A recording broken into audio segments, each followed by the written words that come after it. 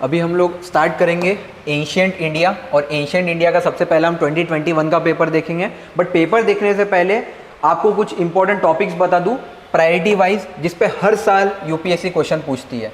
अब हम एक साथ करेंगे एंशियंट इंडिया, मिडाइवल इंडिया और आर्ट एंड कल्चर, ये तीनों हम एक साथ कवर करेंगे।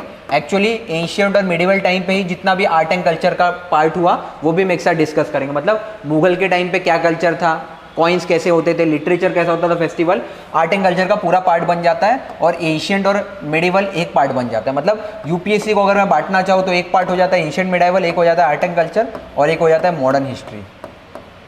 अब मॉडर्न हिस्ट्री में ना हम आर्ट एंड कल्चर एक साथ, आर्ट एंड कल्चर में इन दोनों का कवर कर लेते हैं, और तीनों का भी मॉडर्न टाइम पे भी जो चल रहा है। बट जितना भी हमारा आर्ट और कल्चर है ये एंशियंट टाइम का ही देन है ऐसा। तो आते हैं हमारे फेवरेट टॉपिक पे। सबसे पहला है फेस्टिवल। क्वेश्चन आप देखेंगे तो डायरेक्ट फेस्टिवल पे बन जाता है। जैसे एक हो जाता है आपका नॉर्थ ईस्ट के लोगों का, ट्राइबल लोगों का फेस्टिवल, और एक हिंदू मेन लैंड का। अब फेस्टिवल पे क्वेश्चन कैसे आ सकते हैं, मान लीजिए ये जो आपका साउथ का लेते हैं ओनम या फिर पोंगल, उनका फेस्टिवल है। अगर ओनम या पोंगल न्यूज़ में है, कुछ हो गया उस टाइम पे, कोई बड़े आदमी थे जिन्होंने उस फेस्टिवल को डिस्कवरी किया था, पहली बार मनाया था, उनकी डेथ हो गई, तो उस पर्सन पे या फिर उस फेस्टिवल पे क्वेश्चन आ सकता है। फेस्टिवल दिया रहेगा और नीचे 2-3 ये दिए रहेंगे, स्टेटमेंट दिए रहेंगे। एक तो ये हो जाता है। सेकंड क्या रहता है, मान लीजिए स्टेट दे देंगे, जैसे महाराष्ट्र दे देंगे और सामने गुड़ी पाड़वा की जगह कुछ और दे देंगे, जैसे लोहरी दे देंगे। बट हमको पता है लोहरी कहाँ का है, पंजाब का होता है, तो यहाँ पंजाब दे देंगे और पंजाब के सामने क्या देंगे, गुड़ी पाड़वा। और ऐसे 3-4 ऑप्शन और दे देंगे, जैसे मान लीजिए साउथ में तमिलनाडु का दे देंगे और इसका दे देंगे पोंगल, और फोर्थ दे देंगे आपको केरला, और केरला के सामने दे देंगे ओनम। अब आपको बोलेंगे इसमें से कौन कौन सा राइट है। आपको पता है केरला में ओनम बनता है, तमिलनाडु में भी, बट पंजाब में लोहरी नहीं, पंजाब में गुड़ी पाड़वा नहीं, लोहरी बनता है, और महाराष्ट्र में गुड़ी पाड़वा, ये दो रॉन्ग हो जाएगा। तो इस टाइप से भी मैच द फॉलोइंग के क्वेश्चन आते हैं जो हम देख लेंगे एंशियंट से। तो एक हो गया हमारा फेस्टिवल। सेकेंड आप देखोगे तो पेंटिंग भी कौन सा सबसे फेवरेट होता है, भीमबेटका पेंटिंग, जो एंशियंट लोगों ने डिस्कवर किया था, भीमबेटका पेंटिंग पे क्वेश्चन होता है। या फिर दूसरा होता है हमारा केव पेंटिंग। अब भीमबेटका भी एक टाइप का केव पेंटिंग है, बट पेंटिंग के भी अलग अलग प्रकार है। और तीसरा हो जाता है हमारा फोक पेंटिंग। फोक मतलब अलग अलग स्टेट का अलग अलग, जैसे आप बिहार साइड जाएंगे तो वहाँ मधुबनी पेंटिंग्स मिलता है, आप साउथ में जाएंगे आंध्र प्रदेश में या फिर उड़ीसा में तो वहाँ पट्टा चित्र टाइप का मिलता है, मतलब वो शॉल पे पेंटिंग करते हैं। वैसे ही कश्मीरी में अलग होता है, तो पेंटिंग की जाती है अलग अलग चीज़ों पे, तो ये हम डिटेल में पढ़ेंगे। नेक्स्ट है आपका आर्किटेक्चर, और आर्किटेक्चर में या फिर जो भी हम कल्चर पढ़ेंगे इसमें 3 चीज़ें आपको ध्यान रखना है। एक तो कौन से रीजन से बिलोंग करता है, कौन से एरिया का फेमस है वो, जैसे महाराष्ट्र की पैठानी साड़ी, बट हो सकता है भागलपुर का सिल्क, तो हर जगह का कुछ ना कुछ फेमस होता है, तो कौन से रीजन से बिलोंग करता है वो। नेक्स्ट, कौन से रूलर के टाइम पे फेमस हुआ था वो, और किस टाइम पे फेमस था वो। तो आर्किटेक्चर हम इस टाइप से पढ़ेंगे। आर्किटेक्चर में जो मेनली हमको पढ़ना होता है वो होता है टेम्पल, मंदिर। जितने भी मंदिर बने, मंदिर को भी आप 3 इसमें डिवाइड कर देते हो। एक हो जाता है आपका नागरा स्टाइल, एक हो जाता है आपका द्रविड़ा स्टाइल, और एक आपका हो जाता है वेसारा स्टाइल, मतलब इसको मिक्स स्टाइल भी कहते हैं। ये जो नागरा स्टाइल है ना, ये आपको नॉर्थ इंडिया में मिलेगा। जैसे अभी जो राम मंदिर बना है वो नागरा स्टाइल में बना है। नागरा स्टाइल का एक ही मेन फीचर होता है, जैसे आप हिंदू टेम्पल देखेंगे नॉर्थ साइड में तो उसके ऊपर ऐसा शिखर बना होता है, ऐसा ऊपर ऐसा। साउथ साइड में भी बना होता है, बट साउथ साइड में ये जो ट्रायंगल टाइप का नहीं बना होगा, ऐसा कर्व टाइप का बना होगा, ऐसा वहाँ भी बना होता है। वहाँ पे वाटर टैंक, मतलब मंदिर के अंदर ना एक छोटा सा तालाब होगा, तालाब टाइप का, साउथ में। बट नॉर्थ में ये नहीं होता है, वाटर टैंक नहीं होता, यही कुछ डिफरेंसेस है। तो इस पे क्वेश्चन बन जाता है आर्किटेक्चर पे। नेक्स्ट स्कल्पचर पे क्वेश्चन है। स्कल्पचर मतलब मूर्तियाँ। स्कल्पचर जब आप देखेंगे तो 3 टाइप के, एक तो हम बुद्धिज्म का पढ़ेंगे। बुद्धिस्ट की कुछ स्कूल होती थी, बुद्धिस्ट जैसे Amaravati school, Gandhara school, Mathura school. वैसे ही जैन के भी कुछ स्कूल थे जो उस टाइम के स्कल्पचर आकार शिला बनाते थे हम लोग, उसके बारे में हम लोग पढ़ेंगे। नेक्स्ट आपको फुल टाइमलाइन जो है वो एक रफ आइडिया होना चाहिए। रफ आइडिया मतलब गुप्ता लोग जो आए थे इंडिया में कब आए थे, मौर्य कब आए थे, चंद्रगुप्त मौर्य कब रूल कर रहा था, अशोका कब आया था, इसका एक रफ टाइमलाइन आपको पता होना चाहिए। जैसे फॉर एग्जांपल गुप्ता जो है वो मान लीजिए 6th सेंचुरी थे, उस टाइम पे आए थे ऐसा। फिर बुद्धिज्म वगैरह जो है ये कौन सी सेंचुरी में आए थे, 6th सेंचुरी, इस टाइप से आपको पता होना चाहिए। फिर कीवर्ड, कुछ कुछ कीवर्ड है जिस पे क्वेश्चन आ जाता है, हम देखेंगे। जैसे एक बार पूछ लिया था अगर हत्ता किसको कहते हैं, ऐसा एक वर्ड है। अब ये एनसीईआरटी में दिया होता है टर्मिनोलॉजी, आपको बस ये रट के जाना है और मैं दिखाऊंगा हर साल टर्मिनोलॉजी पे 1-2 क्वेश्चन आते हैं। नेक्स्ट ट्रैवलर्स पे, कुछ कुछ जो फॉरेन ट्रैवलर्स थे वहाँ से आए थे, जैसे इब्ने बतूता, अल बेरूनी, ह्यून सैंग, फाहेन, ये चाइना से कुछ कुछ लोग आए थे इंडिया में जिन्होंने इंडिया के बारे में लिखा था, तो इनको हम कहते हैं फॉरेन ट्रैवलर्स। आपको फॉरेन ट्रैवलर्स के बारे में भी पढ़ना है। नेक्स्ट फिलोसॉफिकल सिस्टम, कुछ सेक्ट थे, रिलीजन के अंदर भी जो छोटे छोटे ग्रुप बट जाते हैं तो उसको कहते हैं सेक्ट, इनके बारे में भी हमको पढ़ना है। जैसे भक्ति मूवमेंट के टाइम पे आप पढ़ोगे तुकाराम के बारे में, एकनाथ के बारे में और नामदेव के बारे में, जो संत थे मीराबाई के बारे में पढ़ोगे, महाराष्ट्र के जितने संत थे उनके बारे में। फिर एनसीईआरटी में दिए हुए जितने मैप्स है वो भी अच्छे से कर लेना है। इसमें कुछ कुछ बस चीज़ें आपको ध्यान रखना है, अगर मान लीजिए वो क्वेश्चन के बारे में कोई भी आइडिया नहीं है तो अटेम्प्ट बिल्कुल नहीं करना है, क्योंकि बहुत ऐसे क्वेश्चन है जिसमें मैं आपको दिखाऊंगा, आप बस ऑप्शन देखिएगा फिर भी आपको नहीं समझ में आएगा क्या हो सकता है, तो बेटर होता है ऐसे क्वेश्चन को स्किप करना। फिर एक और टॉपिक है जिसपे बहुत क्वेश्चन आते हैं, वो होता है टैक्स रिलेटेड। कोई मान लीजिए मुगल का टाइम होगा, उस टाइम पे उन्होंने कोई टैक्स सिस्टम बनाया होगा, उससे क्वेश्चन आ जाता है। फिर डांस पे भी क्वेश्चन आते हैं और म्यूजिक पे भी। डांस और म्यूजिक पे कैसे क्वेश्चन, जैसे मान लीजिए भरतनाट्यम हो गया, कथक हो गया।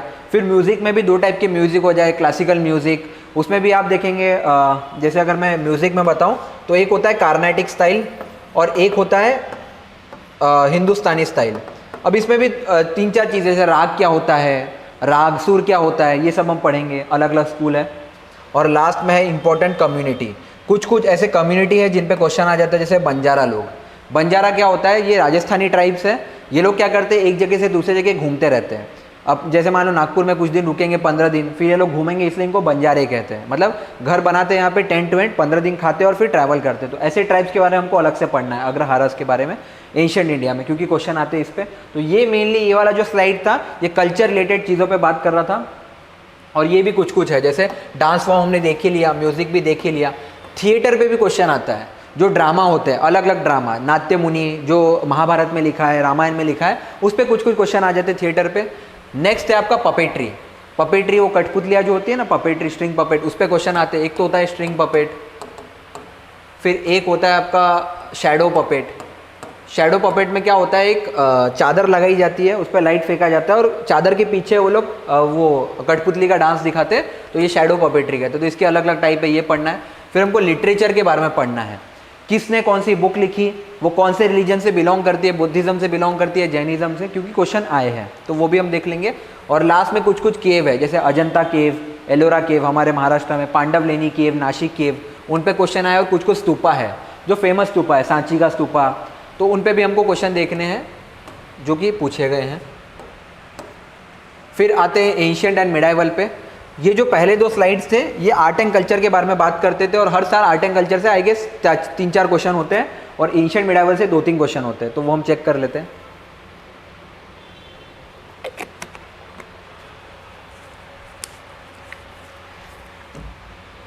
सबसे पहला जो मेन टॉपिक है वो है इंडस वैली सिविलाइजेशन। भर भर के क्वेश्चन आएगा इंडस वैली सिविलाइजेशन से। इसमें 5 या 6 टॉपिक मैं आपको बताता हूँ, 1, 2, 3, 4, 5, 6 और 7। ये बस एंशिएंट इंडिया के आपने 7 टॉपिक कर लिए ना, इसके बियॉन्ड नहीं जाना है। क्वेश्चन गारंटेड यहीं से आता है, हम चेक कर लेंगे। एक है Indus valley civilisation, Harappa, Rakhigarhi, Dholavira, इन सबसे क्वेश्चन आते हैं। जो इंडस वैली सिविलाइजेशन के टाइम पे जो जो जगहें थी, वहाँ क्या फेमस था, क्या क्या मिला था हमको, उसके बारे में पढ़ना है। नेक्स्ट है पोस्ट वैदिक पीरियड। इंडस वैली सिविलाइजेशन के बाद ना वैदिक पीरियड स्टार्ट हुआ था, इसमें ऋग्वेद, यजुर्वेद, सामवेद, अथर्ववेद आए थे। उसके बाद आया था पोस्ट वैदिक पीरियड, जहाँ पे जन्म हुआ था 2 बड़े रिलीजन का, एक है बुद्धिज्म और एक है जैनिज्म। ये इसी के अंदर हमको पढ़ना पड़ता है पोस्ट वैदिक पीरियड में। इसमें बुद्धिज्म पे भी बहुत सारी चीज़ें हो जाए, गौतम बुद्ध के लाइफ पे कुछ कुछ बुद्धिस्ट की मीटिंग हुई थी जिसको बुद्धिस्ट काउंसिल कहते हैं, वो हमको पढ़ना होता है। बुद्धिज्म में क्या क्या लिटरेचर है, कौन कौन सी किताबें लिखी है, क्या क्या रूल है। सेम जैनिज्म के बारे में हमको पढ़ना होता है, तो ये दोनों इसके अंडर आ जाता है पोस्ट वैदिक पीरियड में। नेक्स्ट है मौर्यन पीरियड। मौर्यन पीरियड के ही टाइम पे आपके फेमस चंद्रगुप्त मौर्य आए थे, तो इनके टाइम पे बहुत सारी चीज़ें हुई थी। तो इसी के टाइम पे आप अशोका भी पढ़ोगे, मतलब अशोका अगेन यहाँ आ जाता है थोड़ा बहुत पोस्ट वैदिक में। तो मौर्यन टाइम पे भी आप थोड़ा बहुत अशोका और चंद्रगुप्त मौर्य के बारे में अच्छे से पढ़ लोगे। नेक्स्ट गुप्ता पीरियड है। गुप्ता पीरियड तो मान के चलिए कि मोस्ट फेवरेट पूरे एंशिएंट में, अगर मुझे मोस्ट इंपॉर्टेंट टॉपिक देना पड़े तो एक मैं दूंगा ये बुद्धिज्म जैनिज्म को मोस्ट इंपॉर्टेंट, और एक मैं दूंगा गुप्ता पीरियड को। हर साल एक क्वेश्चन है। जो जो राजा थे यहाँ पे गुप्ता पीरियड में, समुद्रगुप्त, चंद्रगुप्त, मतलब ये वाले चंद्रगुप्त और ये वाले अलग है, तो इसमें जो जो गुप्ता किंग थे उनके बारे में, गुप्ता लोग कौन सा कॉइन यूज़ करते थे, कौन सा डांस यूज़ करते थे, कौन से भगवान की पूजा करते थे, वो सब हमको पढ़ना पड़ता है। नेक्स्ट है संगम लिटरेचर। संगम लिटरेचर साउथ इंडिया में जितने भी राजा थे उनकी बात करता है, जैसे चोला, पंड्या, चेरा, 3 अलग अलग राजा थे यहाँ पे साउथ में, उनके बारे में हमको डिटेल में पढ़ते हैं संगम लिटरेचर के बारे में। इसको संगम पीरियड भी कहा जाता है और ये सारा कुछ एक किताब में लिखा है जिसको संगम लिटरेचर कहते हैं। नेक्स्ट पोस्ट गुप्ता पीरियड के बारे में हम लोग पढ़ते हैं। पोस्ट गुप्ता में भी अलग अलग राजा आ जाते हैं, जैसे हर्षा आ जाता है, वैसे राष्ट्रकूटा आ जाता है, पल्लव आ जाते हैं, चालुक्य आ जाते हैं, वो हम यहाँ पे पढ़ेंगे। फिर फॉरेन ट्रैवलर, जो मैंने आपको पीछे बताया था, तो फॉरेन ट्रैवलर इनके टाइम पे आए थे, तो आपको याद रखना है कि ये चंद्रगुप्त मौर्य के टाइम पे कौन आया था, गुप्ता पीरियड में कौन आया था, हर्षा के टाइम पे कौन आया था, ह्यूनसैंग आया था, फाहिन आया था, इस टाइप से। फिर विजयनगर एम्पायर, मोस्ट फेवरेट, मतलब अगर मुझे दिखाना चाहूँ ना, अभी एक ही साल में मैं दिखा दूंगा 2 से 3 क्वेश्चन हर साल विजयनगर पे आ जाता है। और ये है आपका मेडाइवल इंडिया का पार्ट। मेडिवल इंडिया इतना ज़्यादा इसलिए डिटेल में नहीं पढ़ना होता है कि 2 से 3 क्वेश्चन आते हैं और वो भी गारंटेड नहीं कि आप सॉल्व कर ही लोगे। मतलब अगर पूरे हिस्ट्री में किसी चीज़ को टफ करना है तो मान लीजिए मेडाइवल इंडिया ही है, क्योंकि इसमें इतने सारे राजा है, इतने सारे डायनेस्टी है। देखिए ना, एक सैयद डायनेस्टी है, तुगलक है, लोधी है, स्लेव है, खिलजी डायनेस्टी है जिससे अलाउद्दीन खिलजी थे, लोधी है, इब्राहिम लोधी का डायनेस्टी, सैयद है, ऐसे बहुत सारे डायनेस्टी है यहाँ पे। फिर इनका एडमिनिस्ट्रेशन कैसा था, ये लोग राज कैसे करते थे, जैसे इनके अंदर राजा के नीचे कौन रहता था, मंत्री कौन रहता था, ये सब अलग अलग इसका आपको पढ़ना होता है।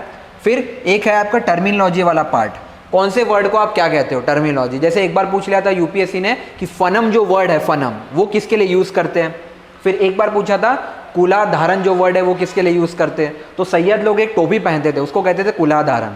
तो ये सब पूछा है, इसलिए मैं कह रहा हूँ ये बहुत टफ है, मतलब आपने ऐसे ऐसे नाम भी नहीं सुने होंगे जिसपे यूपीएससी क्वेश्चन पूछ देता है। और लास्ट में है टैक्स सिस्टम और कॉइन सिस्टम, कि गुप्ता के टाइम पे गोल्ड कॉइन कैसे बनते थे, पहली बार इंडिया में कॉइन किसने लाया, कनिष्क ने लाया था गोल्ड कॉइन सबसे ज़्यादा। फिर टैक्स के बारे में, जैसे मराठा लोग चौथ टैक्स लगाते थे शिवाजी और एक सरदेशमुखी लेते थे, वैसे अलग जगह अलग अलग टैक्स सिस्टम था, तो उसके बारे में हमको डिटेल में पढ़ना है। तो ये सारे टॉपिक्स पे हमको एंशिएंट और मिडाइवल में क्वेश्चन आते हैं। तो ये था ओवर ब्रीफ क्वेश्चन किस किस पे आएगा। ये हो गया आपका एंशिएंट इंडिया मतलब आर्ट एंड कल्चर का, ये हो गया आपका म्यूजिक फॉर्म का, और ये हो गया एंशिएंट एंड मिडाइवल का। अभी हम लोग क्वेश्चन देखते हैं कि क्वेश्चन किस किस टाइप से होते हैं। तो सबसे पहले क्वेश्चन नंबर 31 देखते हैं। अब ये देखिए क्वेश्चन कहाँ से पूछा गया है, टेम्पल से। मैंने आपको पहले ही कहा टेम्पल एक फेवरेट थीम है, नागरा द्रविड़ा। अब क्वेश्चन ये कह रहा है इंडिया में एक टेम्पल है 64 योगिनी टेम्पल, और ये कहाँ पे, मोरेना में। मोरेना मतलब मध्य प्रदेश। तो ये पूछ रहा है उसके बारे में 4 स्टेटमेंट दिए हैं, आपको बताना है कौन सा स्टेटमेंट राइट है। सबसे पहला स्टेटमेंट कह रहा है it is a circular temple built during the reign of Kachchhapaghata dynasty. ये सब बोल रहा है ये मंदिर जो है सर्कुलर टेम्पल है और ये इनके टाइम पे बना था। मान लीजिए हमें नहीं पता, अभी के लिए पहला स्टेटमेंट छोड़ देते हैं। अगला स्टेटमेंट पढ़िए क्या लिखा है, it is the only circular temple built in India. क्या ये पॉसिबल है कि जो एग्जाम बना रहा है वो जा जाके देखेगा घर घर में। मान लीजिए मैंने अपने घर में एक सर्कुलर टेम्पल बना दिया मेरे आंगन में, तो ये स्टेटमेंट तो रॉन्ग हो जाएगा। क्यों रॉन्ग हो जाएगा, क्योंकि यहाँ यूपीएससी ने वर्ड यूज कर लिया ओनली। क्या अगर मान लीजिए आप एक एग्जामिनर है ना और आपको ये बात बोलना है विथ प्रूफ कि ओनली है, तो आपको पूरा इंडिया घूमना पड़ेगा, ना सिर्फ पूरा इंडिया, गली गली घूमना पड़ेगा, तब जाके आप कह सकते हैं हाँ ये इंडिया का एकमात्र सर्कुलर टेम्पल है। यार मैं मेरे आंगन में बना दूं सर्कुलर टेम्पल तो स्टेटमेंट रॉन्ग हो जाएगा। तो क्योंकि स्टेटमेंट 2 रॉन्ग हो जाएगा, 2 यहाँ भी है तो ये स्टेटमेंट रॉन्ग हो जाएगा, 2 यहाँ भी है रॉन्ग हो जाएगा, 2 यहाँ भी रॉन्ग हो जाएगा। आंसर क्या हो जाएगा मेरा, सी, क्योंकि यहाँ पे 2 नहीं है और हो ही नहीं सकता कि पूरे इंडिया का एकमात्र सर्कुलर टेम्पल है ये। तो क्वेश्चन मैं यही कह रहा था, क्वेश्चन जब हम ऑब्जर्व करते हैं कितने ऐसे क्वेश्चन होंगे जो हमको नहीं पता, बट मैं आपको बताऊंगा आइडेंटिफाई कैसे करना है कि स्टेटमेंट रॉन्ग है। जितने लोग एग्जाम में बैठे हुए उनको कुछ नहीं पता होगा इन चारों के बारे में एक्सेप्ट ये लास्ट वाली लाइन। अब ये क्वेश्चन क्यों पूछा गया था, हमारा जो पार्लियामेंट का बिल्डिंग है लोकसभा का, वो इसी के डिजाइन से बनाया गया था। अगर आप पार्लियामेंट बिल्डिंग गूगल करोगे तो आपको दिखेगा 64 योगिनी टेम्पल ऐसा गोल है और पार्लियामेंट भी ऐसा बनाया था। तो हम लोग नया पार्लियामेंट बिल्डिंग बना रहे थे, तो बार बार न्यूज में था कि पुरानी पार्लियामेंट बिल्डिंग तोड़ेंगे, उसका डिजाइन क्या था, इसलिए न्यूज में था। तो ये क्वेश्चन जो है ये भी आपके करंट अफेयर से उठाया गया है, ये भी मैं आपको दिखा देता हूँ। नेक्स्ट स्टेटमेंट पढ़िए, it was mean to promote the Vaishnava cult in the region. ये स्टेटमेंट ऐसा कह रहा है, एक्चुअली गलत है, वैष्णवा कल्ट के लिए नहीं था ये। और फोर्थ कह रहा है it design has given rise to a popular belief that it was the inspiration behind the Indian parliament building. बिल्कुल सही बात है, पार्लियामेंट बिल्डिंग इसी से बनी थी। अब ये भी चेक कर लीजिए न्यूज में कैसे था, 64 योगिनी टेम्पल है ना, एक सेकेंड,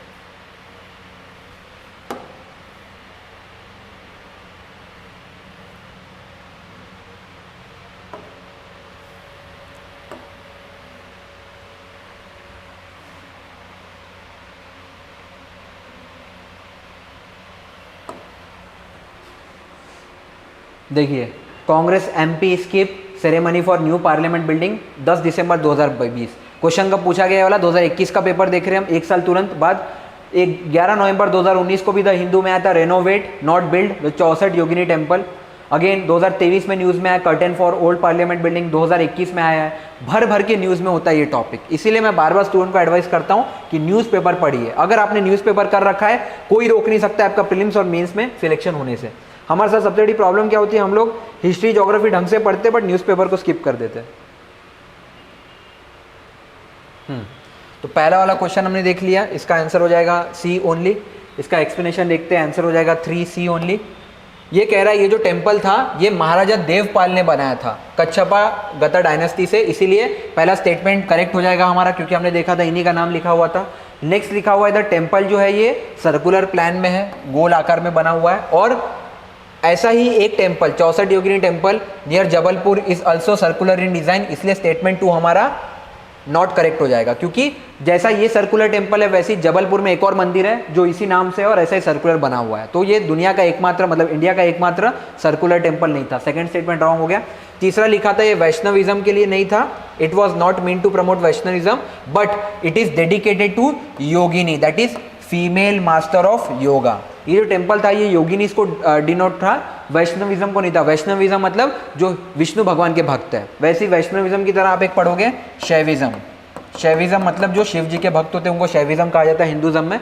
हिंदू में 2 ग्रुप होता है, एक शैविज्म होता है जो शिव जी की पूजा करता है, एक वैष्णविज्म होता है जो विष्णु जी की पूजा करता है। तो थर्ड स्टेटमेंट आपको क्वेश्चन में यहाँ ये कह रहा था कि ये मंदिर जो है ये विष्णु भगवान के भक्तों को डिवोटेड है, बट ये रॉन्ग हो जाएगा। ये मंदिर जो है ये योगिनी लोगों को डिवोटेड है, और योगिनी कौन है? Female master of yoga. और लास्ट लिखा है कि इसमें सिमिलैरिटी है पार्लियामेंट बिल्डिंग से, बिल्कुल सही बात है, पार्लियामेंट बिल्डिंग से मैच करता है, तो आंसर हमारा सी हो जाएगा इसका। नेक्स्ट आते हैं, अगेन मैंने आपको क्या कहा था, Indus valley civilization favourite topic है। देखिए पूछ रहा है यहाँ पे, which one of the following ancient town is well known for elaborate system of water harvesting. पूछ रहा है इंडस वैली सिविलाइजेशन का ऐसा कौन सा साइट है जो पानी की संरक्षण के लिए, पानी जमा करने के लिए जाना जाता है, और management of building a series of dam and channelize water into connected reservoir. आप जब एशियन हिस्ट्री पढ़ोगे तो आपको पता चला एक ही ऐसा साइट था जिसके लिए फेमस था, दैट इज धोलावीरा। इसका आंसर है धोलावीरा। धोलावीरा फेमस था वाटर हार्वेस्टिंग के लिए। पहली बार, जैसे अभी हम लोग छत पे भी करते हैं या बाहर में भी कुंड बना के रख देते थे, तालाब बना के रख देते, तो ये सारा कुछ हमने धोलावीरा से सीखा था। इस टाइम पे लोग क्या करते थे, घर के बाहर गड्ढा खोद देते थे, बारिश का पानी जमा होता था और साल भर उसी पानी को यूज करते थे। तो इसका आंसर हो जाएगा ए, धोलावीरा। आंसर हो गया ए। अगर मैंने आपको बताया था ये टॉपिक कौन सा हो जाएगा, इंडस वैली सिविलाइजेशन। हमने देखा प्रायोरिटी टॉपिक्स में वहाँ से क्वेश्चन थे। This site was recently expected that you know this. Dholavira is located in Kadirayan. ये लोकेटेड कहाँ पे? रन ऑफ कच्छ, गुजरात में। अगेन पहला स्टेटमेंट पढ़िए, the site was in news and it is expected that you know this. Question क्यों पूछा गया था? क्योंकि साइट न्यूज में था। वापस मैं आपको जब धोलावीरा द हिंदू दिखाऊंगा आपको दिखेगा भर भर के आर्टिकल आए थे। ये गुजरात में साइट है। अब ये इसलिए जाना जाता था क्योंकि यहाँ पे यूनिक वाटर हार्वेस्टिंग सिस्टम था। और ये करते क्यों थे पानी हार्वेस्टिंग? क्योंकि यहाँ पे अकाल बहुत पड़ता था, यहाँ पे ड्रॉट्स बहुत आते थे, सूखा बहुत पड़ता था, इसलिए लोग पानी कंजर्व करते थे। और नेक्स्ट लिखा है कि बाकी साइट्स पे हमने वाटर हार्वेस्टिंग का कुछ भी नहीं देखा, इसलिए बाकी साइट क्या हो जाएंगे? रॉन्ग। आंसर हो जाएगा हमारा ए। ये क्वेश्चन भी हो गया, आगे बढ़ते हैं।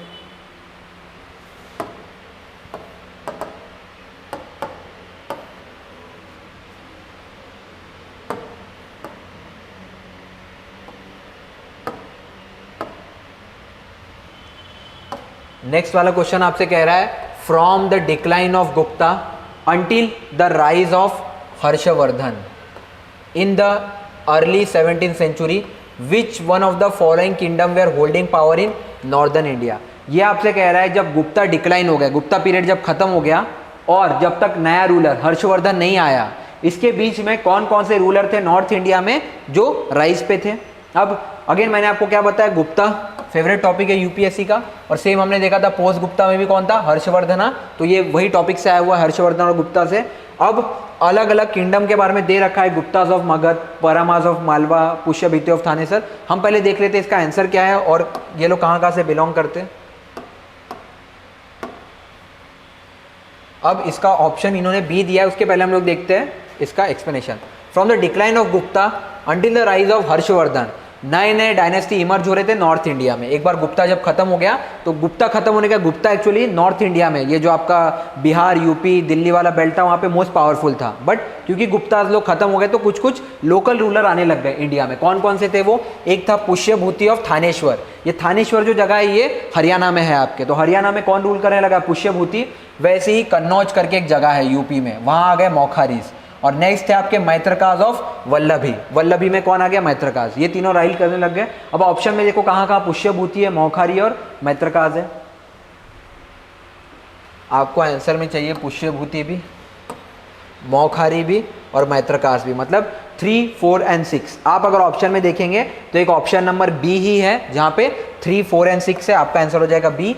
और इसके हिसाब से गुप्ताज ऑफ मगध भी, मतलब गुप्ता पूरी तरीके से खत्म नहीं हुए थे, कुछ गुप्ताज रह गए थे। कहाँ पे? मगध वाले एरिया में। अब इनके बारे में थोड़ा डिटेल में पढ़ लेते हैं। इसका आंसर हो जाएगा बी। ये क्वेश्चन कहाँ से उठा है? तमिलनाडु हायर सेकेंडरी एनसीईआरटी से उठाया गया था यूपीएससी ने, और इसका आंसर था बी। इसका आंसर था बी।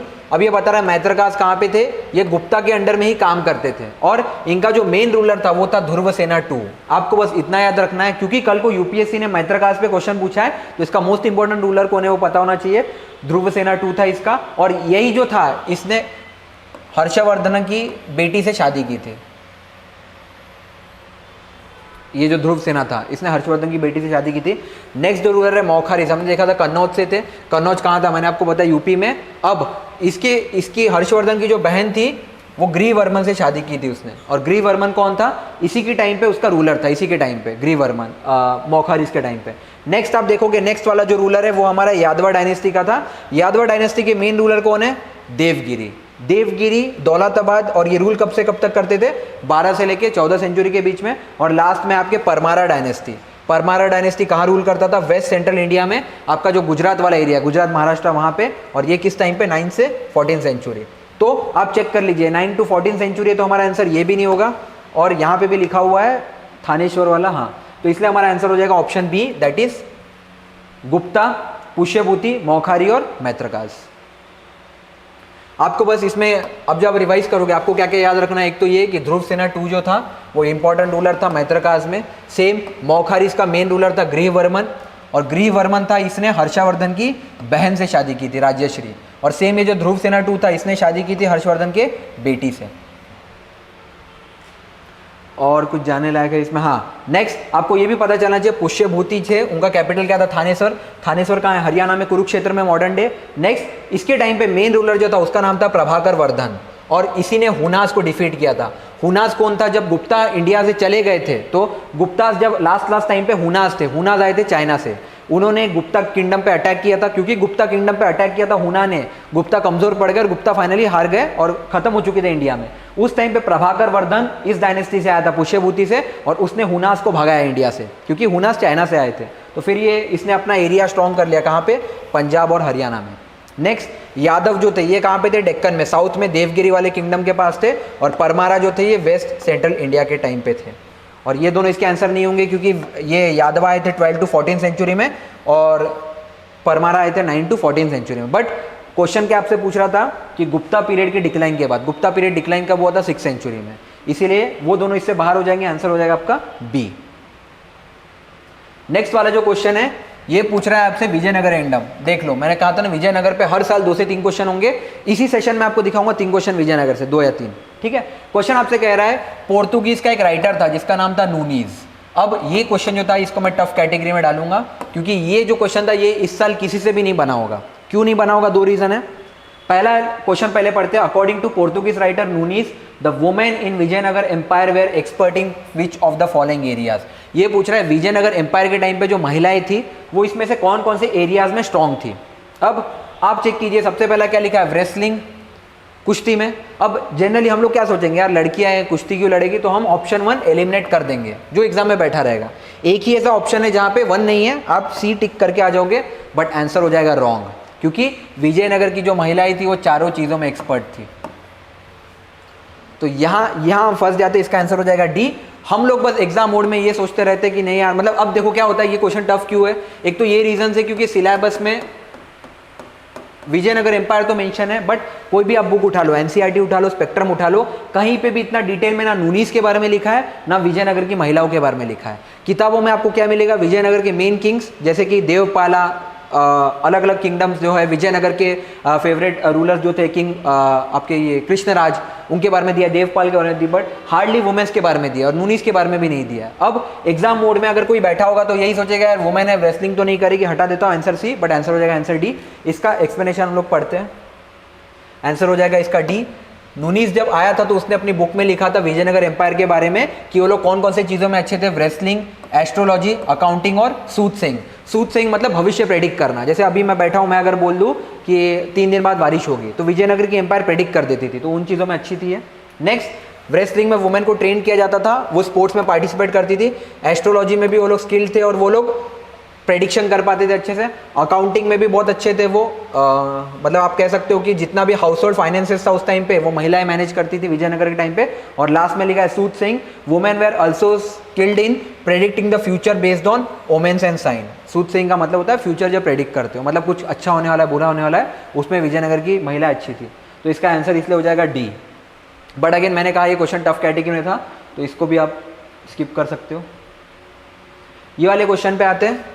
ये वाला जो क्वेश्चन है ये अगेन एंशिएंट इंडिया का क्वेश्चन है। ये आपसे पूछ रहा है कुछ कुछ हिस्टोरिकल प्लेसेस दिए हुए हैं और ये किन चीज़ों के लिए फेमस है, वेल नोन फॉर पूछ रहा है। अब देखो मैंने आपको क्या बताया था, 3 चीज़ें मेन हमको पढ़ना होता है। एक पढ़ना होता है केव्स और एक होता है स्तूपास। ये देखो ये जो क्वेश्चन है बुर्जा होम, ये रॉक कट श्राइन, मतलब एक्चुअली रॉक कट श्राइन क्या होता है, केव या स्तूपा, इससे रिलेटेड होता है। Next, terracotta art and culture से भी लिंक्ड है ये क्वेश्चन। तो ये हमारा एशियन में आर्ट एंड कल्चर वाले पार्ट से आया है। अब आप अगर थोड़ा बहुत एंशिएंट पढ़ोगे जब, तो आपको पता चलेगा बुर्जा होम जो है ये कश्मीर में एक जगह है। बुर्जा होम इसलिए फेमस था क्योंकि कश्मीर में जब इंडस वैली साइड्स के लोग थे तो यहाँ पे लाशों को गाड़ते थे बुर्जा होम में, और अंडरग्राउंड था। मतलब अभी जैसे आप आज की डेट में क्या होता है, हम लोग पहले लाश को गाड़ते, गड्ढा खोदते और फिर डालते। उस टाइम पे एंशिएंट टाइम पे ये लोग क्या करते थे, इन्होंने एक गुफा बना रखी थी अंडरग्राउंड और उसके अंदर जाके लाशों को गाड़ते थे। तो इसलिए पहला वाला तो हमारा रॉन्ग हो जाएगा, बुर्जा होम राइट नहीं है। 1 यहाँ से हटा दो। अब आप 2 चीज़ों में अटक जाओगे, एक हो जाएगा 3 ओनली और एक 2 and 3 only.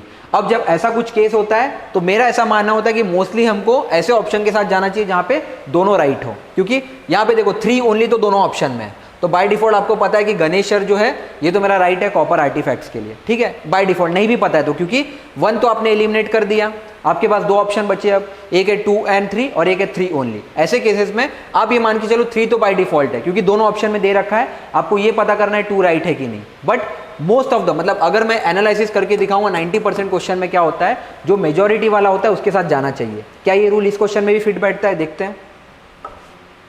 Option D is correct. देखा, क्योंकि क्या होता है एग्जामिनर के रॉन्ग ऑप्शन बनाना बहुत डिफिकल्ट हो जाता है। क्यों, मैं आपको एक बात बताऊं, मान लो आप में से तीनों में से कोई एक एग्जामिनर है और आपको एक क्वेश्चन बनाना है।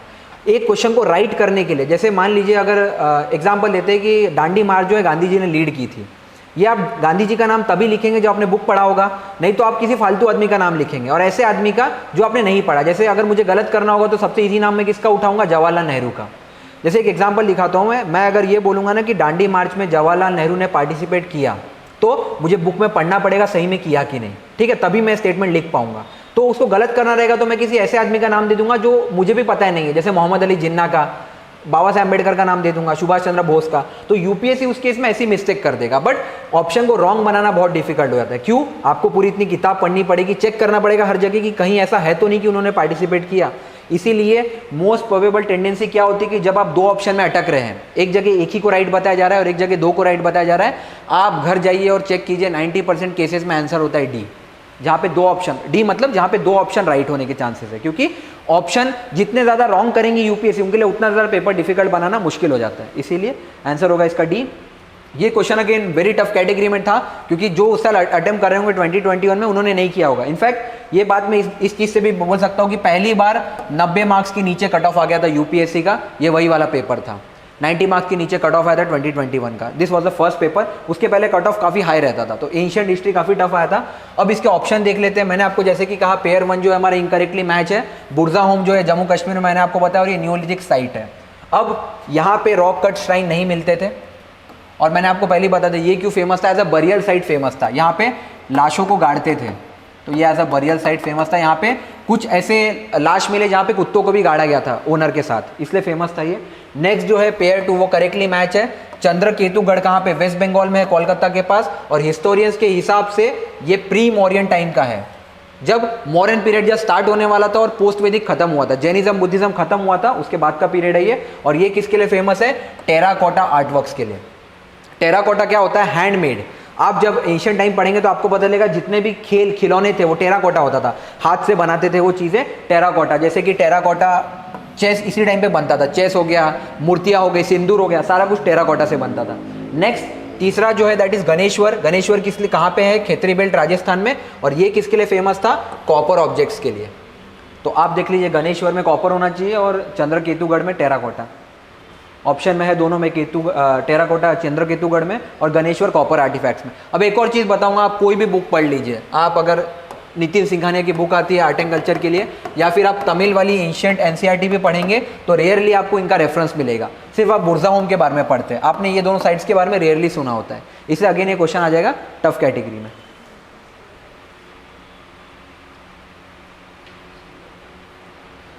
अगेन ये वाले क्वेश्चन पे आते हैं।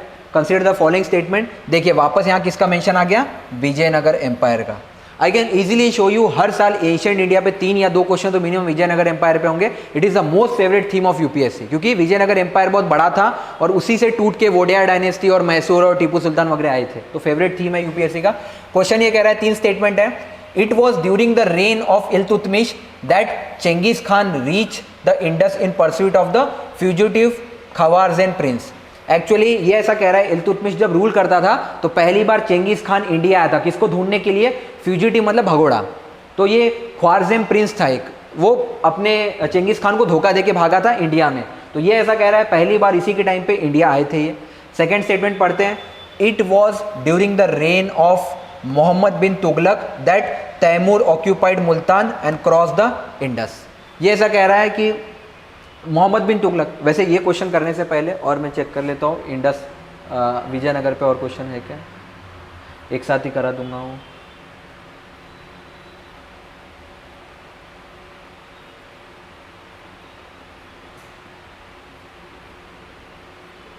नहीं है, पहले ये ख़त्म कर लेते हैं। हाँ, ये आपसे कह रहा है it was during the reign of Muhammad bin Tughluq, reign मतलब duration, that Timur occupied Multan and cross the Indus. ये कह रहा है मोहम्मद बिन तुगलक जब रूल कर रहे थे तो पहली बार तैमूर बाबर के जो पिताजी थे वो पहली बार इंडिया आए थे मुल्तान को क्रॉस करके। अब आपको भी पता है तुगलक डायनेस्टी के टाइम पे, मतलब मोहम्मद बिन तुगलक नहीं थे, तुगलक के लास्ट रूलर जो थे उस टाइम पे पहला जो बैटल हुआ था, पहला बैटल ऑफ पानीपत आपको ही पता होगा, लोधी डायनेस्टी के साथ हुआ था, इब्राहिम लोधी और बाबर के बीच में हुआ था। ठीक है, तो लोधी के जस्ट पहले, मतलब तुगलक रूलर्स में भी मोहम्मद बिन तुगलक नहीं थे जिसके टाइम पे तैमूर आया था। तो जस्ट इस स्टेटमेंट की वजह से सेकंड स्टेटमेंट हो जाएगा मेरा रॉन्ग। अब क्योंकि आपको पता है सेकंड रॉन्ग हो गया, इसको भी कैंसिल कर दो और इसको भी रॉन्ग कर दो क्योंकि इन दोनों में 2 है। अब आप बच गए 1 ओनली और 3 ओनली। थर्ड स्टेटमेंट पढ़िए। It was during the reign of Devaraya 2 of Vijayanagar empire that Vasco da Gama reach the coast of Kerala.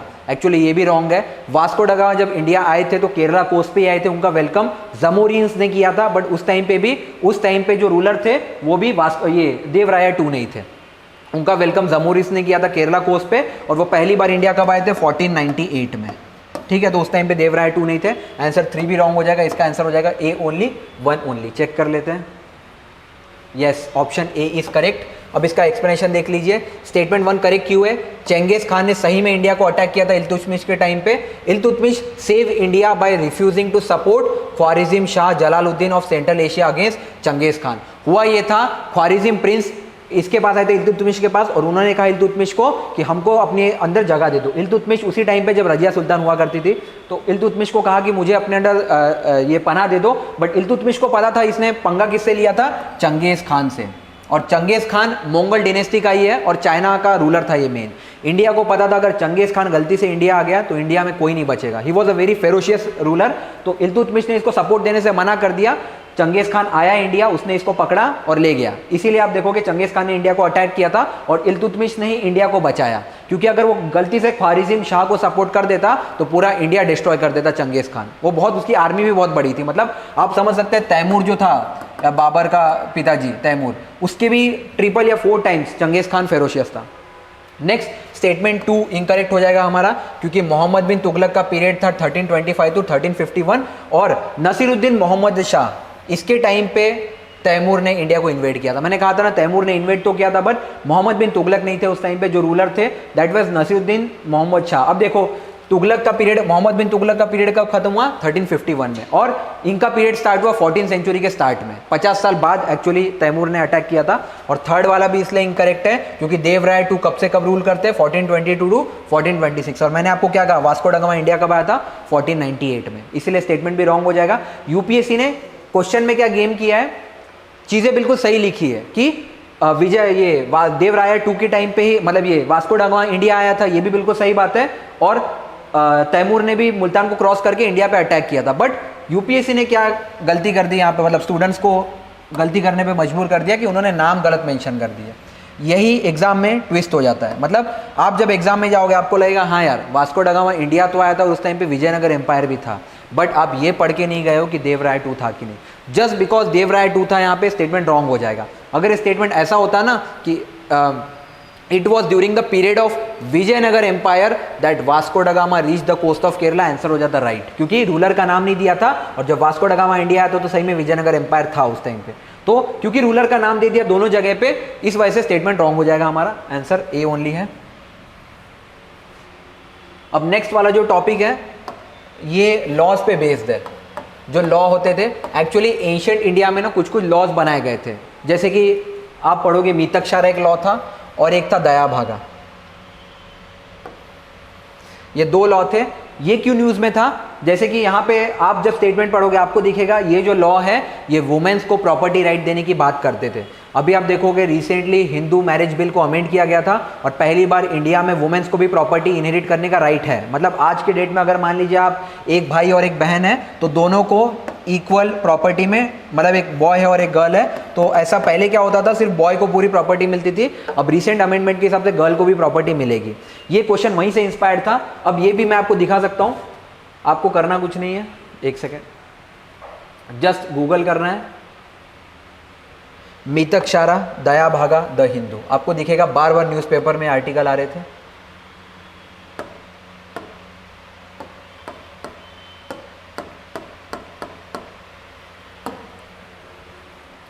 देखिए the Hindu explain what is coparcenary property, check कीजिए इस आर्टिकल में डायरेक्टली मीतकशारा का नाम लिखा हुआ है।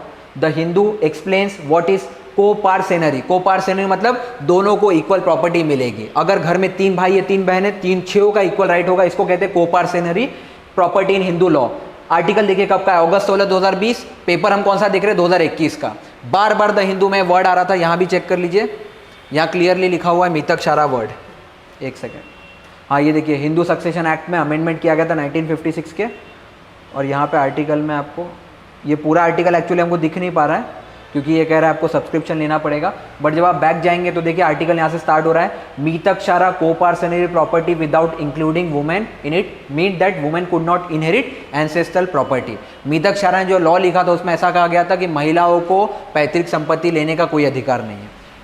एक और आर्टिकल चेक कीजिए 14 अगस्त 2020 का आर्टिकल कह रहा है right by birth on daughters and Hindu succession act. देखिए वापस Hindu families is governed by Mitakshara law, बार बार न्यूज़पेपर में आ रहा था। 4 सितंबर 2023, इनफैक्ट अभी भी न्यूज़ में मीतकशारा और दया भागा। 24 अक्टूबर 2023, तो ये क्वेश्चन जो है यूपीएससी ने वहीं से उठाया था। है एंशिएंट हिस्ट्री का क्वेश्चन, बट मुझे बस ये बताना है, हम लोग ये सोचते हैं हिस्ट्री बहुत पहले लिख दिया गया है तो हिस्ट्री में करंट अफेयर्स का क्या रोल है। अब तक मैं आपको 6 क्वेश्चन दिखा चुका हूँ, 6 के 6 का करंट अफेयर से रोल था।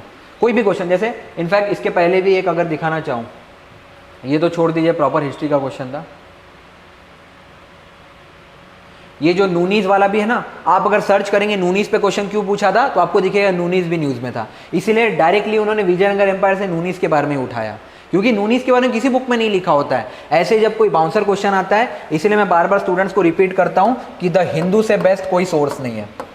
आप आज घर जाइए और यूपीएससी का कोई भी पेपर उठाइए और आपको पता चलेगा अगर 100 क्वेश्चन यूपीएससी ने पूछे हैं ना तो 70 से 80 डायरेक्टली द हिंदू से उठ के आया है। इतना खतरनाक सक्सेस रेट किसी न्यूज़पेपर का नहीं है द हिंदू।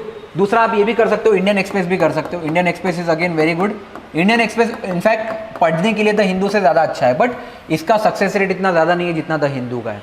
इनफैक्ट एक टाइम था 2018 का, जब आप पेपर देखेंगे तो स्ट्राइक रेट था द हिंदू का 92 क्वेश्चंस आउट ऑफ 100 जिनका डायरेक्ट रेलेवेंस द हिंदू से आया है। आप साल भर का द हिंदू करिए और स्टैंडर्ड बुक करके जाइए, और just I can give you in return कि आपका प्रीलिम्स कैसे रुकता है, मैं दिखा सकता हूँ, ठीक है।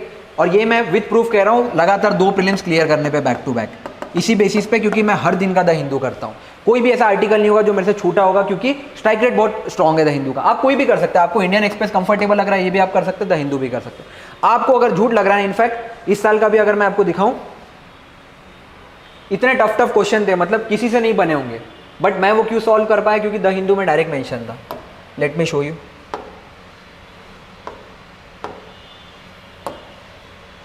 वैगल डांस, हाँ, unlocking secrets of honey bee dance language. Question ये पूछ रहा था ऐसा कौन सा जानवर है जो वैगल डांस करके खाना खाता है। इस बार यूपीएससी का क्वेश्चन था, 11 मार्च 2023 में द हिंदू में आर्टिकल आया था और इसका आंसर था हनी बी। अब मैं आपको क्वेश्चन दिखाता हूं।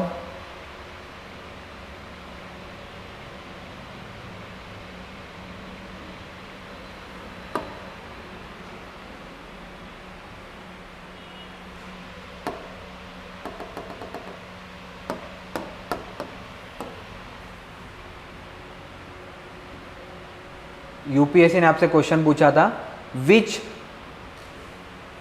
One of the organism perform waggle dance for others of their kin to indicate the direction and distance of a source of their food. ऐसा कौन सा जानवर है जो अपने रिश्तेदारों को डांस करके बताता है कि यहाँ पे खाना है। ये 2023 इस साल का मई में हुआ पेपर है। आर्टिकल कब आया हुआ है, 11 मार्च 2023 को। वैगल डांस कौन करता है, हनी बी। कोई भी इस साल का प्रिंस का मेरे कोई क्वेश्चन लाके दिखा दीजिए, सर ये क्वेश्चन दिखा दो, आई कैन शो यू। आपको कुछ नहीं करना है, नाम और द हिंदू डालना है। आपको दिखेगा द हिंदू के आर्टिकल से आया था। कितने बार कुछ ऐसे क्वेश्चन, मैं अगेन क्यों बोल रहा हूँ 70 to 80 क्वेश्चन, क्योंकि 15-20 जो क्वेश्चन होते हैं ना वो स्टैटिक के क्वेश्चन होते हैं जो आपके बुक्स में मिल जाएंगे, उसके द हिंदू का रिलेवेंस नहीं होता है। यूपीएससी को बैलेंस करना होता है इसीलिए। बट करंट अफेयर्स का तो एक ऐसा क्वेश्चन नहीं होगा जो द हिंदू से नहीं आया होगा। आते हैं हमारे डिस्कशन पे।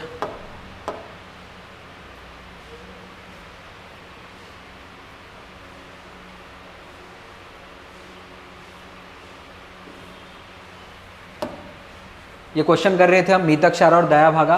कह रहे हैं आपसे with reference to the history of ancient India which one of the following statement is are correct. पहला कह रहा है मीतकशारा जो है ये एक सिविल लॉ है। सिविल लॉ और क्रिमिनल लॉ अलग होते हैं। सिविल लॉ जो होता है वो मैरिज प्रॉपर्टी डिस्प्यूट से डील करता है, क्रिमिनल लॉ डील करता है मर्डर, हाफ मर्डर, किडनैपिंग वगैरह से डील करता है। तो मीतकशारा जो है ये सिविल लॉ के लिए डील करता था, किसके, अपर कास्ट, और दया भाग किसके लिए था, लोअर कास्ट के लिए। बार बार एक चीज याद रखें, जब ऐसा कोई स्टेटमेंट दिया हुआ है जहां पे एक चीज के सामने कंपेयर किया है अपर कास्ट को और एक चीज के सामने कंपेयर किया है लोअर कास्ट को, मतलब कंपैरिजन की बात हो रही है, स्टेटमेंट हो जाएगा रॉन्ग। ये स्टेटमेंट यूपीएससी ने उल्टा कर दिया। एक्चुअली मीतकशारा जो है ये लोअर कास्ट की बात करता है और दया भागा जो है अपर कास्ट की बात करता है। यूपीएससी क्या करता है, मान लीजिए फॉर एग्जाम्पल दे रहा हूं, apple are green and grapes are red, ऐसा कर देता है यूपीएससी। मतलब एप्पल जो ये लाल होना चाहिए बट लाल रख दिया ग्रेप्स के साथ, और ग्रेप्स जो है ग्रीन होने चाहिए, इसको रख दिया एप्पल के साथ। ये मोस्ट फेवरेट टेक्निक है और ये एक क्वेश्चन में नहीं, कम से कम हर साल 10 क्वेश्चन में यूपीएससी ये करता है। और जब मैं कह रहा हूँ मैं हर क्वेश्चन में दिखाऊंगा, चेक कर लो। यहाँ पे इन्होंने यही किया, मीतकशारा जो है ये लोअर कास्ट का लॉ है, इसको बदल के इन्होंने अपर कास्ट लिख दिया यहाँ पे और दया भागा के सामने लोअर कास्ट लिख दिया, जबकि दया भागा अपर कास्ट के लिए है। तो मुझे ये तो पता चल गया कि पहला वाला स्टेटमेंट रॉन्ग है। मैं एक ट्रिक सीरीज रन करूंगा, उसमें मैं सारी ट्रिक्स डिकोड कर दूंगा यूपीएससी के। आप ट्रिक्स पढ़ने के बाद घर पे जाओ और क्वेश्चन पे लगाओ, आपको दिखेगा अगर आप प्रीलिम्स के पेपर में सिर्फ 15 क्वेश्चन अपने नॉलेज से करते हो, ट्रिक्स लगाते ना, 30 से 35 क्वेश्चन सिर्फ ट्रिक से हो जाता। यही ट्रिक्स का पार्ट है। और ये ट्रिक सिर्फ ऐसा नहीं एक पेपर में, आप 2011 से लेके 2023 के पेपर में लगा दो, हर क्वेश्चन के हर कैटेगरी में लग जाएगा ये ट्रिक। क्योंकि ये 11 साल का रिसर्च है मेरा, जब मैंने स्टडी की। यूपीएससी यही करता है, एक चीज़ के सामने ए को सी के सामने मैच कर देता है और बी को डी के साथ मैच कर देता है, जबकि ए का पार्टनर डी है और सी का पार्टनर बी है। तो पहले इस पे आते हैं। पहला हमको पता गया, पहला स्टेटमेंट क्योंकि रॉन्ग है तो पहला स्टेटमेंट रॉन्ग हो जाएगा, पहला ऑप्शन ये भी रॉन्ग हो जाएगा। अब मेरे पास 2 बचे, बी और सी। नेक्स्ट स्टेटमेंट पढ़िए, कह रहा है मीतकशारा में लड़कों को प्रॉपर्टी क्लेम करने का राइट है, whereas दया भागा में only after death of the father sons can claim right to the property. बिल्कुल सही बात है। मीतकशारा जो है ये लोअर कास्ट के लिए होता था, तो यहाँ ये लिखा होता था कि बच्चे जो है ये पिता जिंदा रहे, उसके जिंदा रहने तक भी प्रॉपर्टी एक्वायर कर सकते हैं। दया भागा अपर कास्ट के लिए लॉ है और उसमें ऐसा लिखा गया है पिताजी के मरने के बाद ही प्रॉपर्टी बेटे को मिलेगी, और ये स्टेटमेंट बिल्कुल सही है, आंसर बी हो जाएगा हमारा। तीसरा स्टेटमेंट पढ़िए, लिखा हुआ है Mitakshara system deal with matter related to property held by male members only of a family, whereas Dayabhaga system deal with the matter related to property held by male and female member only. इसमें भी वही किया है, मीतकशारा को यहाँ दे दिया है, दया भागा को यहाँ कर दिया है।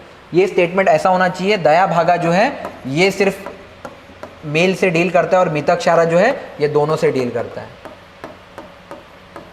यूपीएससी आपको ये दिखाता है कि गंगाधर ही शक्तिमान है, बट ऐसा नहीं है, गंगाधर अलग है, शक्तिमान अलग है। आंसर हो जाएगा इसका बी। ठीक है, बी मार्क करिए, आगे बढ़िए, इसका एक्सप्लेनेशन देख लेते हैं। ऑप्शन बी करेक्ट है। और ये देख लो द हिंदू का आर्टिकल है, ये भी मैंने यहाँ डाल दिया है एक्सप्लेनेशन में, कहाँ से ये चीज़ उठाई थी। द हिंदू का जब आर्टिकल देखोगे तो वहाँ से मिल जाएगा आपको। स्टेटमेंट 1 इज इनकरेक्ट, क्योंकि Mitakshara is the oldest school of Hindu law and is practice in India except in the state of West Bengal and Assam. वहाँ छोड़ के हर जगह प्रैक्टिस किया जाता है, जबकि दया भागा हिंदू लॉ है और ये आसाम और वेस्ट बंगाल में। Both law deal with upper and lower caste, दोनों अपर एंड लोअर कास्ट से डील करते हैं। एक्सेप्शन बस ये है कि दया भागा जो ये आसाम और वेस्ट बंगाल में होता है और मीतकशारा पूरे इंडिया में होता है except Assam and West Bengal. Statement 2 correct है, हमने देख लिया। स्टेटमेंट 3 क्यों इनकरेक्ट है? Both मीतकशारा and Dayabhaga deal with male and female property. Mitakshara school is orthodox school और but it is a liberal school and give more right to women to inherit property. Dayabhaga जो है ये liberal है तो ये ज़्यादा right देता है, जबकि मीतकशारा स्कूल जो है दैट इज ऑर्थोडॉक्स। ठीक है, नेक्स्ट ये क्वेश्चन दिया था, पूछ रहा है आपसे with reference to history of ancient India Bhavabhuti, Hastimalla, Kshemeshvara were famous क्या थे? पहला ऑप्शन कह रहा है जैन मॉन्क, दूसरा कह रहा है प्ले राइट मतलब थिएटर ड्रामा, तीसरा कह रहा है टेम्पल और चौथा कह रहा है फिलोसोफर।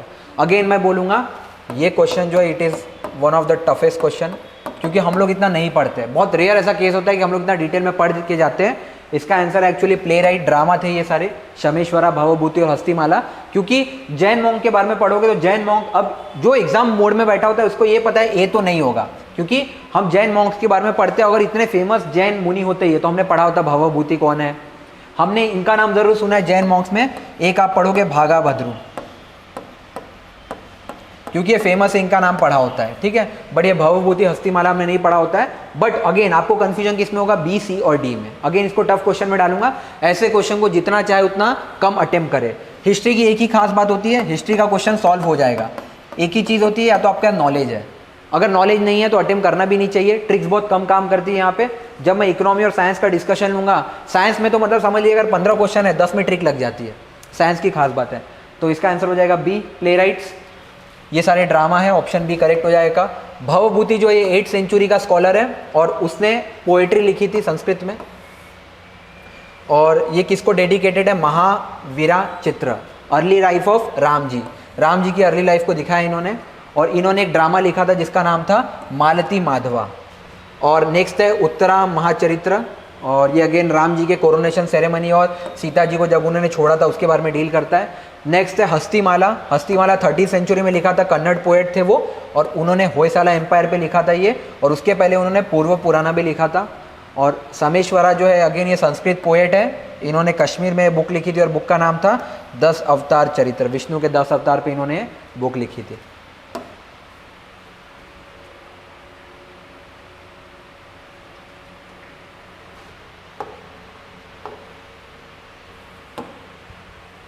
नेक्स्ट वाला जो क्वेश्चन है ये आपसे कह रहा है with reference to medieval India which one of the following is the correct sequence in ascending order in terms of size.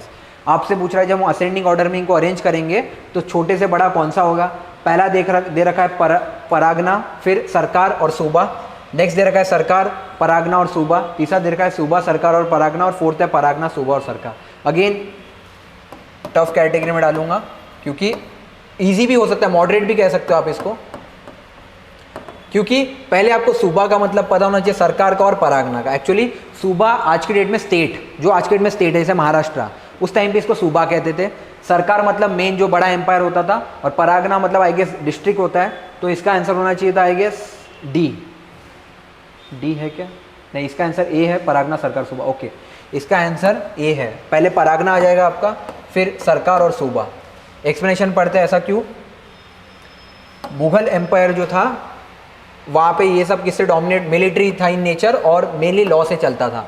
अब वहाँ का एडमिनिस्ट्रेटिव स्ट्रक्चर, ये टॉपिक कौन सा हो जाएगा, एडमिनिस्ट्रेशन, मैंने जो आपको बताया था वहाँ से एडमिनिस्ट्रेटिव स्ट्रक्चर जो है वो हम पढ़ लेते हैं अलग अलग हिस्टोरियंस के। इरफान हबीब का क्या कहना था, अतहर अली का। सबसे पहले मुगल एम्पायर को डिवाइड किया जाता था सूबा में, सूबा को फर्दर डिवाइड किस में किया जाता था, सरकार में, और सरकार को फर्दर डिवाइड किया जाता था परागना में, और लास्ट में परागना को डिवाइड किया जाता था विलेज में। अब इसका ऑर्डर ऐसा हो जाएगा, विलेज, गांव, इसके बाद परगना, परगना मतलब डिस्ट्रिक्ट, उसके बाद हो जाएगा सरकार, और उसके बाद हो जाएगा सूबा। इसको अगर याद करना है शॉर्ट ट्रिक तो VPSS, ये इसकी ट्रिक हो जाएगी, विलेज, परगना, सरकार और सूबा। इसका आंसर ए है। नेक्स्ट अगेन बहुत इजी क्वेश्चन था ये, मतलब ये क्वेश्चन तो सबसे बन गया होगा। पूछ रहा है विच one of the following statement is correct. पहला स्टेटमेंट आपसे कह रहा है अजंता केव जो है ये gorge of Waghora river, gorge मतलब जो पानी, दो पहाड़ों के बीच में जो गॉर्ज होती है उसको, तो एग्जैक्टली इसका आंसर ए बिल्कुल सही है, वाघोरा रिवर के तट पे ही अजंता केव का गॉर्ज है। नेक्स्ट सांची स्तूपा जो है ये कह रहा है it lies in the gorge of Chambal river, बिल्कुल रॉन्ग। सांची आपका वाराणसी तरफ हो जाता है, मतलब मध्य प्रदेश तरफ, और चंबल रिवर के गॉर्ज में लाई नहीं करता है ये। पांडुलेना केव्स जो है ये नर्मदा रिवर में, बिल्कुल रॉन्ग, महाराष्ट्र में नर्मदा रिवर आती ही नहीं है। और फोर्थ है Amravati stupa lies in the gorge of Godavari river, ये भी रॉन्ग है, आई गेस कृष्णा रिवर है। तो आंसर हो जाएगा आपका ए ओनली। एक्सप्लेनेशन देख लेते हैं, आंसर ए करेक्ट है। ए क्यों, क्योंकि अजंता जो है वाघोरा रिवर वैली में बिल्कुल सही है, और ये कहाँ पे, Aurangabad district of Maharashtra. Next जो है वो that is about Sanchi. Sanchi जो है ये बेतवा रिवर, दो रिवर है, केन और एक बेतवा। केन और बेतवा को आज के डेट में लिंक कर दिया, मतलब केन में जो पानी वो बेतवा रिवर में आता है, बेतवा से केन में, तो यहाँ चंबल दिया हुआ था, चंबल नहीं बेतवा रिवर के तट पे है, तो सेकंड स्टेटमेंट हमारा राइट हो जाए, रॉन्ग हो जाएगा। तीसरा है ऑप्शन सी इज इनकरेक्ट। क्यों, पांडुलेना केव्स जो है ये गोमई रिवर पे है, जबकि वहाँ क्या दे रखा था हमको, नर्मदा रिवर, और पांडुलेना केव नासिक के पास है तो ये गोमई रिवर के पास है। अगेन पांडुलेनी केव को आप लोग नासिक केव भी कहते हो, तीर्थंकर लेनी भी कहते हो, या फिर 5 पांडव कहते हो, और ये किसको डेडिकेटेड है, जैन केव से ये। नेक्स्ट पांडव लेनी क्यों नाम कहा जाता था यहाँ पे, इनकी ऐसी मान्यता है जो पांडव थे, 5 पांडव, वो जब महाभारत की युद्ध में जा रहे थे तो एक्चुअली यहाँ पे रुक गए थे वो पांडवास, इसलिए इसको पांडव लेनी केव कहा जाता है। और ऑप्शन डी क्यों इनकरेक्ट है, अमरावती स्तूपा जो है वो कृष्णा रिवर के इधर है, और हमको ऑप्शन में क्या दे रखा था, गोदावरी। तो अमरावती कहाँ हो जाएगा, कृष्णा में। अमरावती कहाँ है, ये महाराष्ट्र वाला अमरावती नहीं है, ये अपने साउथ वाला अमरावती है, तो वहाँ पे कृष्णा नदी बहती है, गोदावरी रॉन्ग हो जाएगा। नेक्स्ट पांडुलेनी केव भी हमने देखा, नर्मदा रिवर नहीं है, गोमई रिवर के तट पे था। सांची स्तूपा में चंबल दे रखा है, चंबल भी रॉन्ग है, केन बेतवा रिवर के पास था, और अजंता केव जो है वाघोरा में, तो इसका आंसर हो जाएगा ए ओनली। हमारे इसी के साथ एंशिएंट खत्म हो गए। अब नेक्स्ट क्लास में हम लोग इसके आगे कंटिन्यू करेंगे।